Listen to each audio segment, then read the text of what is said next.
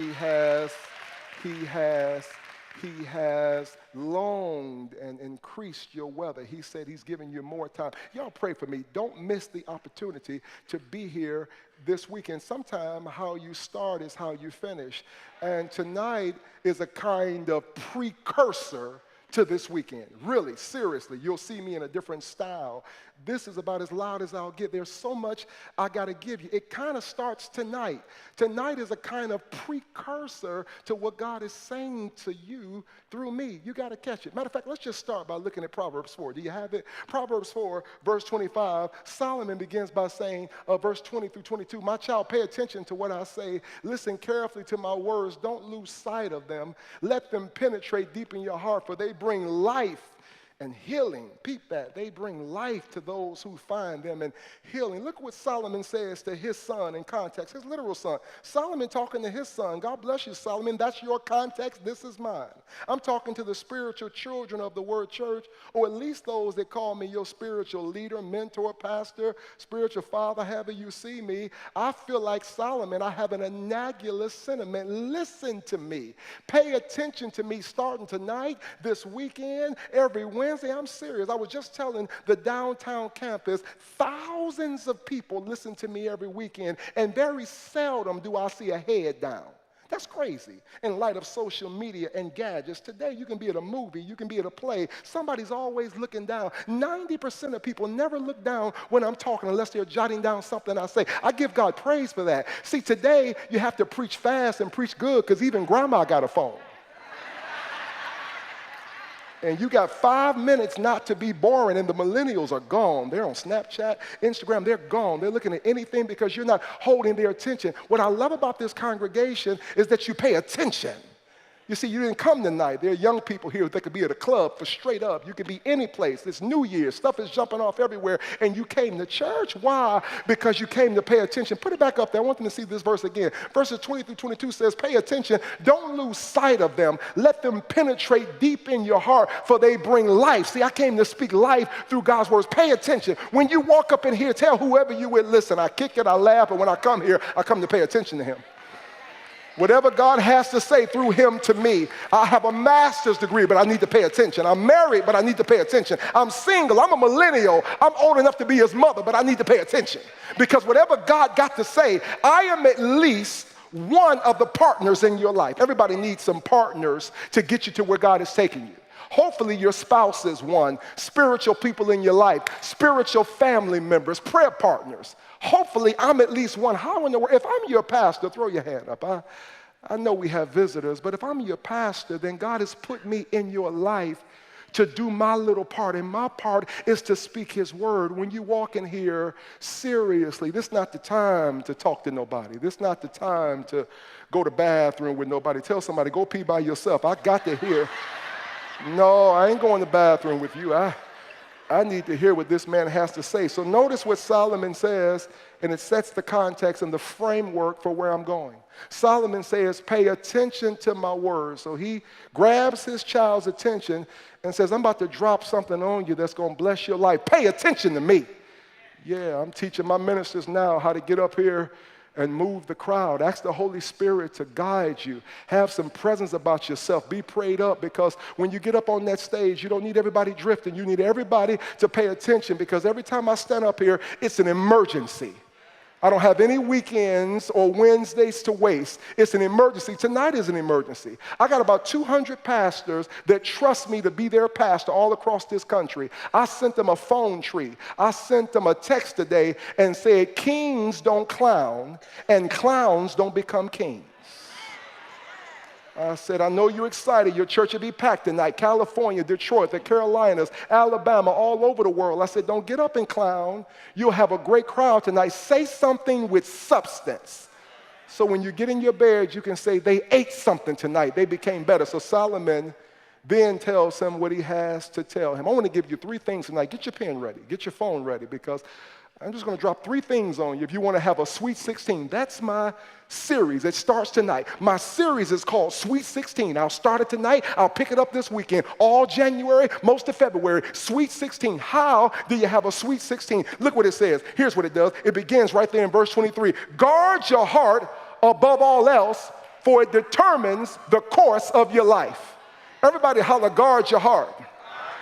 So the first thing I want you to write down, if I'm going to have a successful Sweet 16, it's on the screen, I must guard my heart. I must guard my heart. Go back one scripture, because notice what he says. He says, guard your heart above all else. Do I have any thinking people here? Look at me at every campus, those watching me on Field 2, those watching across the world.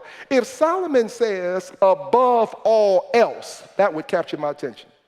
The wisest man that ever lived, the book of Proverbs, Ecclesiastes, all the things he said. By the way, 31 chapters of Proverbs. You ought to read one every morning, 30 days in most months, sometimes 31. Read a proverb a day. I try to do that. It'll bless your life. Read that wisdom. Solomon said a lot of wise stuff. But notice what he says. This should grab you. Above all else. Above all else means whatever I said before this and whatever I say after this, nothing is as important as what I'm about to say now. He says, above all else, guard your heart. Now, if he said the most important thing he's going to tell me out of everything he wrote is to guard my heart, the question that begs asking is, what does he mean by guard my heart?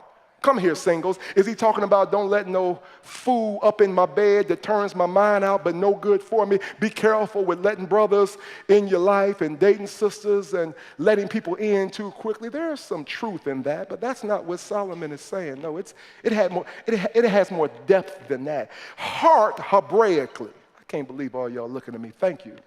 Heart Hebraically means one's intellect, one's emotions, one's values. Ooh, that's good. His intellect, his emotions, his values. Guard your intellect. Guard your emotions. I read another book over Christmas break, The Emotionally Healthy Church. We already read Emotionally Healthy Spirituality, and then I just read The Emotionally Healthy Leader. I never go on Christmas break without reading at least 2 books. That's a waste of my life. I have to read something whenever I'm away from you to come back to make you better. And I read The Emotionally Healthy Church, and in it, Scazzaro says, and I'll quote, it is impossible to be spiritually mature while remaining emotionally unhealthy. I don't care who you are, pastor or not, you can know the whole Bible. If you're an emotional mess, you're not but so mature. Yeah, I know people. It was me for a long time, gifted, could preach, but had a lot of emotional stuff. You only can go so far spiritually because you don't even know how to deal with God till you get your emotions right. You'll be projecting on God stuff that you're mad at your mom and daddy about. I know I got my issues. I read some more stuff. This morning I did the DISC profile to make sure I understood my personality, and going to take my staff through the DISC profile as soon as they get back to work this week, and understanding what are my major personality traits. How do those impact how I treat others, how I treat my team, my wife, my family. I'm trying to make sure I'm emotionally strong. Pray for me. But in 2016, my team is ready. Thank you, Elder Danielle and my small groups people. These life groups are going to be so powerful. We got to take people back and deal with who you are. Not just, I know people who dance up here but crazy. I know people who preaching starting with me and still got stuff. I don't care how you try to hide behind your spirituality. If you hate your daddy, if you're mad at the man that broke your heart, didn't help you raise your children, if your sister broke you down bad, you haven't forgiven her yet, if daddy was missing, mama was immature, and we have not processed that yet, I got to guard my heart. I got to get as healthy as I can. I can't waste 2016. I got to look back over my life and say, God, make me what you want me to be. There's some stuff I got to delete before it messes up my destiny. There's some people I got to forgive. I got to guard my heart, my intellect, which means I got to read more than I watch TV.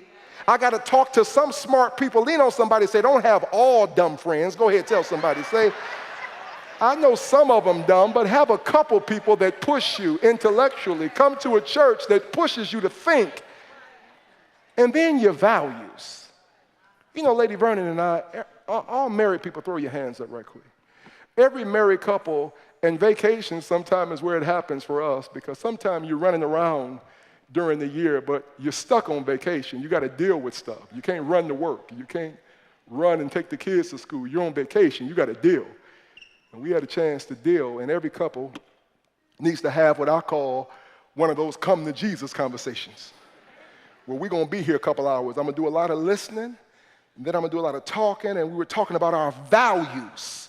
What are our values regarding family, our values regarding our kids? Because values will get you divorced. Yeah, a person has a value that's deep in their heart. They'll leave you over that value. That value is more important to them. And your value, what are your values? What do you value? What you trying to get done? What are your values, your non-negotiables about your children? What are your values regarding marriage? What are your values? I don't care what my daddy did. No other chick gets in my bed. I'm married. I'm in covenant. What are your values as a single? What are your values regarding God and your time with him? What are your non-negotiable values? Guard that. And say, now, I'm not perfect, but there's some things I don't play. I love him. I love my children. I'm going to be a better mother than my mother was to me. I'm going to be a better father. I'm going to have some money when I die. I'm not going to leave a bunch of debt with people that I care about. I'm going to be more balanced than the people who raised me. My kids won't have to fight through the stuff I fought for. What? Guard your hearts. Guard your emotions. Guard your intellect. So the first thing I'm going to do, I won't be long. We'll pick it up this weekend. The first thing I'm going to do is guard my heart. But then the second thing I'm going to do is be careful with my conversation. Well, forget me. If it's not in the Word, it's irrelevant. It's in the Word. Look at verse 24. Avoid all perverse speech. Stay away from corrupt speech. Avoid all perverse talk. Stay away from corrupt speech. I brought my ghetto version. Look what it says in the Message version. Don't talk out of both sides of your mouth. Avoid careless banter, white lies, and gossip. Pray for me, but I want to watch what I say. Anybody ever said something you wish you could have back?